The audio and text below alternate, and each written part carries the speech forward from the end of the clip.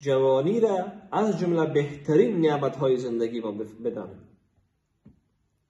شاید که ما شما در زندگی ما، در محیط و ماحول و خانواده و جامعه و در وجود ما با نعمتهای مواجه باشیم که امکان تکرارش هست.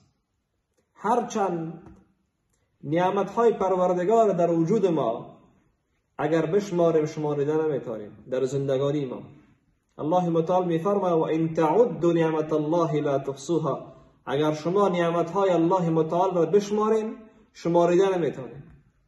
یک چشم بزرگترین نعمت است، گوش بهترین نعمت است، دست پا و امثالهم.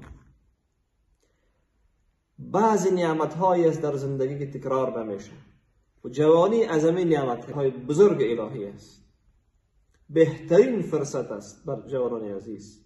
جوانی که در زندگیش پلان و برنامه داشت و یه اهداف خودش را تعقیب میکرد، برنامه خودش را تعقیب میکرد در زندگی، الله متعال او را به مقصد و مرادش میرساند.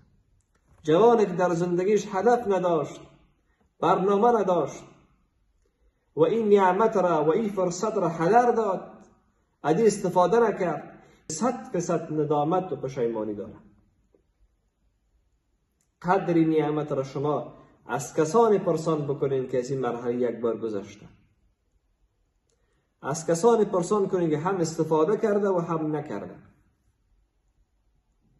از این نعمت هم در دنیا ما شما مسئول خواهد بودیم اگر استفاده خوب نکنیم، هم در آخرت